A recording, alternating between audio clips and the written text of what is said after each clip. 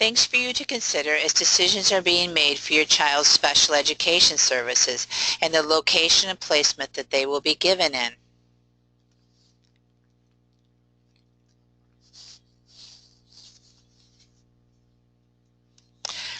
Placements are decided on the identified individual needs of a child and the LRE.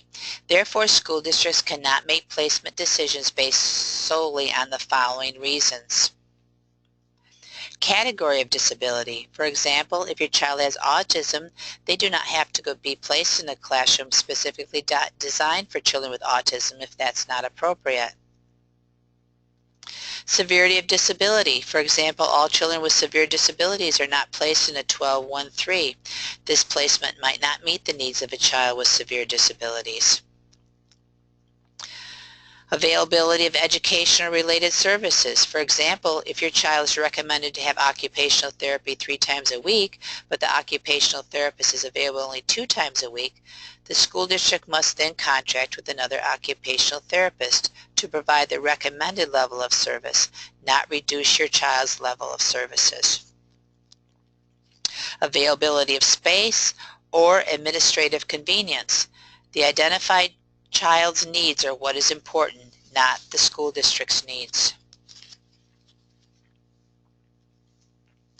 The location and placement are 2 separate things listed in 2 different places in the IEP. Location in the IEP refers to the type of environment that is appropriate where a student's special education services can be given. An example would be consultant teacher services given in the general education English classroom, specialized reading instruction possibly given in the special education classroom, or speech therapy given in the therapy room. The location of all special education services should be clearly written on the IEP so you will know where the child's services are being delivered. The placement specifies where the child's IEP will be implemented in what setting: public school, BOCES classroom, private school, etc. Children with disabilities have a right to be with typical peers as much as possible. If your child is placed in a self-contained special education classroom, she should be there only for the area she needs that support in. If your child is good in science, she should have the opportunity to be in the general education science classroom with the support she needs to be successful. A child in a self-contained special education classroom may have interests outside of academics in art or music. She has a right to attend those classes with typical peers with the support she needs to be successful. A self-contained classroom is listed on the IEP with the time and subjects a child will be there, and this is based on the child's needs as stated in the IEP's present levels of performance. If you would like to learn more about research that has been done on inclusive education, your resource section in this module has an article published by the Maryland Coalition for Inclusive Education titled Inclusive Education Research and Practice. I encourage you to read it.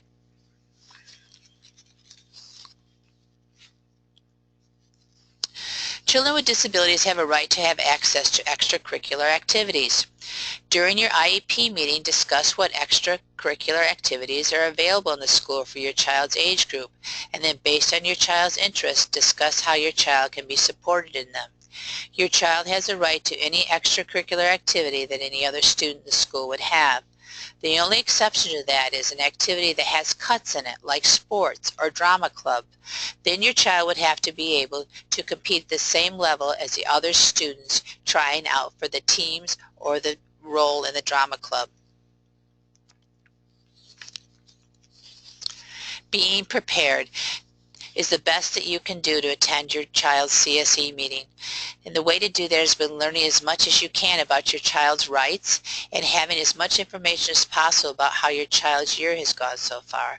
Some things to review beforehand are progress on the IEP goals throughout the year.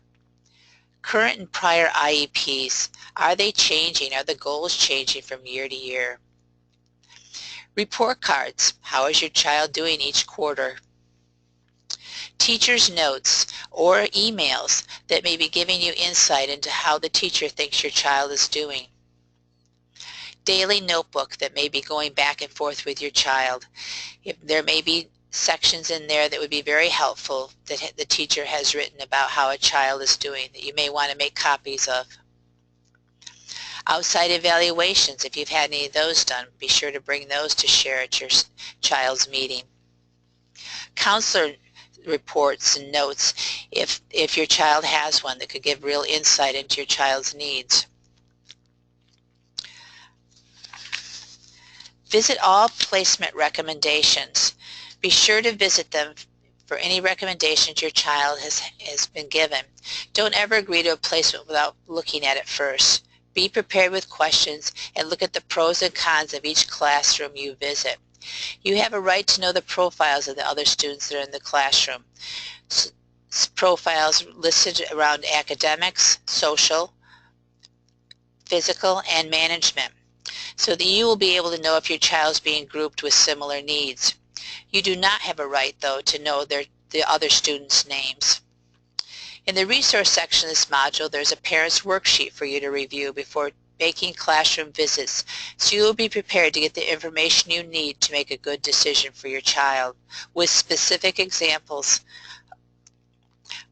Understanding the Continuum of Special Education Services helps you to be better prepared to work with your CSE to provide your child with the appropriate special education services to meet his goals in the right location and the right placement.